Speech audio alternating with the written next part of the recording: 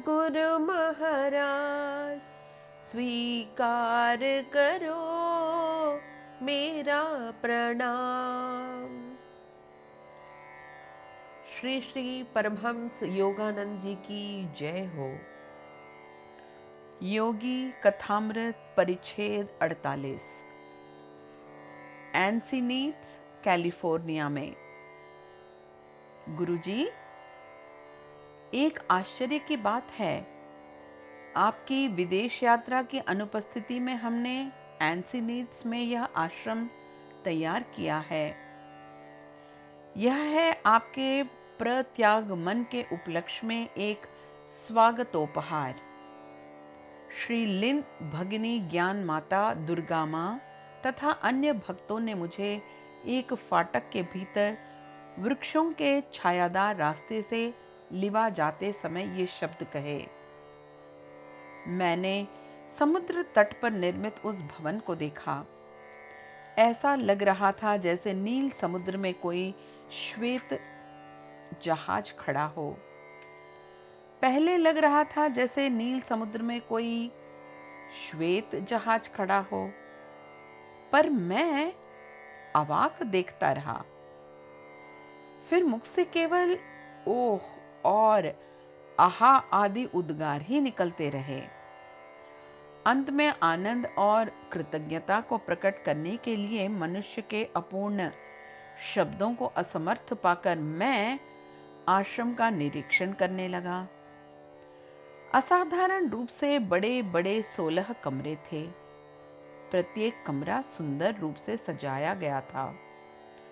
विशाल मध्यवर्ती हॉल में बड़ी बड़ी खिड़कियां छत तक ऊंची थीं, जिनके भीतर से तृणाच्छादित भूमि, समुद्र और आकाश तीनों दिखाई पड़ते थे। मानो पन्ना, मणिक और लीलमणि की समन्वित वेदी पर वह झूलते हुए खड़ा हो। हाल में एक विशाल अंगीठी की कानस पर ईसा मसीह, बाबा जी, लाहिड़ी महाशय और श्री युक्तेश्वर जी के चित्र लगे हुए थे।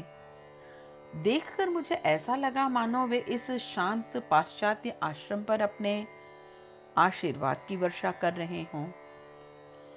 हॉल के ठीक नीचे की कगार में बनाई गई 2 ध्यानार्थ गुफाओं के सम्मुख समुद्र तथा आकाश की अनंतता थी।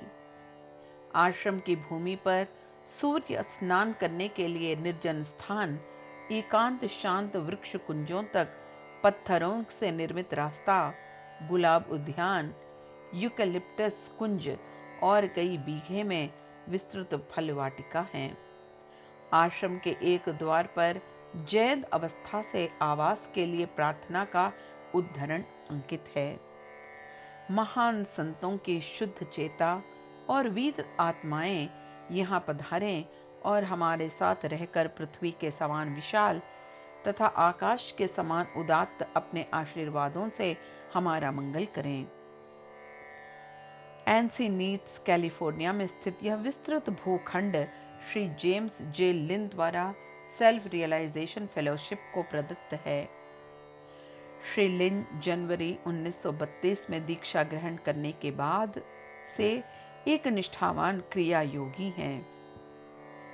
यद्यपि एक अमेरिकन प्रमुख व्यवसायी होने के नाते इन पर असीम उत्तरदायित्व है, तब भी वे नित्य प्रति दीर्घ और गंभीर क्रिया योग अभ्यास के लिए समय निकाल लेते हैं। इस प्रकार संतुलित जीवन द्वारा समाधि अवस्था में इन्होंने अखंड शांति प्राप्त कर ली है। वे भारत और यूरोप प्रवास के काल में श्री लीन ने कैलिफोर्निया के मुझसे पत्र व्यवहार करने वालों के साथ सप्रेम यह षड्यंत्र कर रखा था कि एंसिनीट्स आश्रम के निर्माण के संबंध में मेरे पास कोई सूचना न पहुंच सके। किंतु सुखद आश्चर्य था यह। अमेरिका प्रवास के अपने प्रारंभिक दिनों में मैंने समुद्र के पास आश्रम की स्थापना के लिए एक छोटे से स्थान की खोज में कैलिफोर्निया के सारे समुद्र तट को छान डाला था। जब जब मुझे कोई उपयुक्त स्थान भाया, तब तब कोई न कोई कठिनाई बाधा बनकर रास्ते में खड़ी हो गई। अब एंसिनीट्स की धूप से आच्छादित भूमि को देखते हुए मुझे श्री युक्तेश्वर जी द्वारा की गई भविष्यवाणी फ्लवित दृष्टिगोचर हुई, जो उन्होंने समुद्र तट पर एक एकांतवास के निर्माण के विषय में की थी। कुछ महीनों पश्चात 1937 के ईस्टर के त्योहार पर इस नए आश्रम के हरित मैदान में मैंने पहली बार सूर्योदय कालीन प्रार्थना का शुभारंभ किया। पूर्वीय देश के महात्माओं के समान सैकड़ों शिष्यगण पूर्वीय आकाश में सूर्योदय के समय हुए दैनिक चमत्कार को नित्य प्रति देखकर भक्ति विह्वल हो उठते थे। पश्चिम की ओर विशाल प्रशांत महासागर प्रभावशाली प्रशंसा में गर्जन करते हुए स्थित था। दूर एक लघु श्वेत पाल वाली नौका प्रस्थान कर रही थी और एक समुद्री पक्षी अपनी एकाकी उड़ान भर रहा था। उस समय प्रतीत होता था मानो महात्मा ईसा का उदय केवल वसंती सूर्य के साथ ही नहीं, किंतु चिद आत्मा के अनंत भोर के साथ हुआ है। कई सुखद महीने बीत गए। परिपूर्ण सौंदर्य कीर्ण शांति के बीच एंसिनीट्स आश्रम में रहते हुए मैंने बहुत दिनों से मन में पोषित हुए कार्य अनंत के संगीत की रचना को संपूरित कर दिया। मैंने अनेक भारतीय गीतों को अंग्रेजी शब्दों और पाश्चात्य संगीत स्वर में तालबद्ध कर दिया। उसमें शंकराचार्य के न मृत्युर्न जन्म, पुरातन संस्कृत श्लोक ब्रह्मानंदम परम सुखदम, रवींद्रनाथ ठाकुर के मंदिरे मम का आस्तितन छे का समावेश था।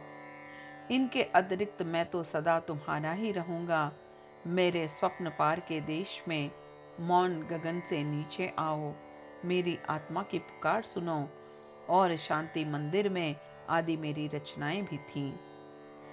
संगीत की इस पुस्तक की प्रस्तावना में पूर्वीय गानों पर पश्चिम के लोगों की प्रतिक्रिया के विषय में मैंने अपने प्रथम प्रत्यक्ष अनुभव का उल्लेख किया, जो अप्रैल 18 को 1926 को न्यूयॉर्क के कार्नेगी भवन में एक सार्वजनिक व्याख्यान के अवसर पर हुआ था। 17 अप्रैल को मैंने एक अमेरिकी छात्र श्री अल्विन हंसीकर को बताया कि मैं श्रोताओं से एक प्राचीन हिंदू भजन हे हरि सुंदर गाने के लिए कहना चाहता हूँ। श्री हंसीकर ने प्रतिवाद करते हुए कहा कि अमेरिकन लोग भारतीय गान को आसानी से नहीं समझ सकते। मैंने उत्तर दिया कि संगीत विश्वजनीन भाषा है। अमेरिकन लोग भी इस मादक गान के आत्मोत्तेजक भाव को ग्रहण करने में कदापि विफल नहीं होंगे। दूसरे दिन रात को 3000 कंठ लगातार 1 घंटे तक हे हरि सुंदर का संवेद गान करते रहे। प्रिय न्यूयॉर्क वासियों, अतृप्त न हो, आज आप सबके हृदय में आनंद का सागर उमड़ रहा है। इस संध्या को भक्ति विह्वल हृदय के परमात्मा का पवित्र नाम गान करते समय अनेक भक्तों को दैवीय शक्ति के बल से आरोग्य लाभ भी हुआ। 1939 में मैंने बोस्टन स्थित सेल्फ रियलाइजेशन फेलोशिप केंद्र का परिदर्शन किया। बोस्टन केंद्र के परिचालक डॉक्टर M.W.